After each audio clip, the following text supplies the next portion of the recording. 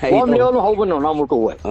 આ ટાર્ગેટ કરવામાં આવ્યું છે મારા ઉપર એક ષડયંત્ર સાહેબ. આ 500 બાપુ દાડા તમે કરતા અમને 20 વર્ષથી હોમે છે બધા. હે 20 વર્ષથી મારા હોમે છે. ઠાકોર સમાજે બંધારણ તો એટલે બનાવ્યું કે એક તાતડે બધાને જોડી શકે અને બધાએ બંધારણનું પાલન કરી અને સમાજ જે આખો છે એ એક દિશા તરફ વળી શકે. પણ જ્યારથી બંધારણ બન્યું છે ત્યારથી સમાજ એક થવાની બદલે હવે બે અલગ ફાટામાં વહેંચાઈ ગયું હોય એવું લાગી રહ્યું છે. કારણ કે જે ડીજેનો વિવાદ થયો એટલે ગેનીબેન અને એમની સાથેના લોકો અને એની સામે કલાકારો અને બીજા ઠાકોર સમાજના લોકો એવી રીતના બે અલગ અલગ ફાટા પડ્યા હોય એવું દેખાયું. ડીજેનો જેટલો વિવાદ થયો એ વિવાદ પછી ગબ્બર ઠાકોર અને એ બધાને નાતબારા કરી દીધા. એના પછી પાટણની ઘટના સામે આવી. હવે એક ઓડિયો ક્લિપ સામે આવી છે જેમાં નવઘણજી ઠાકોર જે ઠાકોર સમાજના નેતા પણ છે એટલે રાજકીય રીતના પણ એમને બધા ઓળખે છે અને સાથે જ ઠાકોર સમાજના આગેવાન પણ છે. એ અને ગબ્બર ઠાકોર એકબીજા સાથે વાત કરી રહ્યા છે. ફોન પર જ્યારે વાત કરે છે ત્યારે નવઘણજી ઠાકોર એવું કહે છે કે હું આટલો જૂનો છું, હું આટલા વર્ષોથી સમાજ માટે કામ કરું છું, છતાં મને પણ કોઈ સાંભળતું નથી. જ્યારે બંધારણ બન્યું ત્યારે મને બોલવા માટે પણ સમય ન આપવામાં આવ્યો.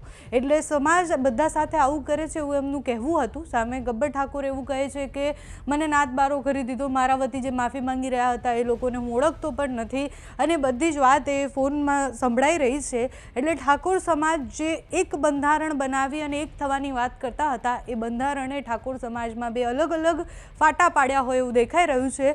અત્યારે નવઘણજી ઠાકોર અને ગબ્બર ઠાકોરની જે ઓડિયો ક્લિપ સામે આવી છે તે સાંભળો તમે. અને અમારા ગામમાં કશું થયું જ નથી આવું બંધારણ. જે પેલો કાકો માફી માંગે છે એ કાકાને હું 15 વર્ષથી બોલાવતો નથી. કદી મેં મારા ઘેર એને ચા નથી પાયો અને એ વ્યક્તિ તો મારાથી ભણતો તો એને શું દેખાડવાની વાત કરી છે. એ વ્યક્તિ શું કેમ માફી માંગે? કદાચ કોઈ ભૂલ હોય તો અમે જઈએ. પણ તો ગોમ લેવલમાં હોવું ને નાના મોટું હોય. ગોમ લેવલમાં હોવું નાના મોટું હોય. આ ટાર્ગેટ કરવામાં આવ્યું છે મારા ઉપર એક ષડયંત્ર સાહેબ. આ 500 બાપુ દાડા તમે કરતા અમને 20 વર્ષથી હોમે છે બધા. હે 20 વર્ષથી મારા હોમે છે. આ લોકોને કેવું છે ખબર? અમારા વગર સભા હતી અહીંયા. આ લોકો એવું નક્કી કર્યું વગરની સભામાં કે ધારાસભ્ય કે સંસદ હોય એ બોલે.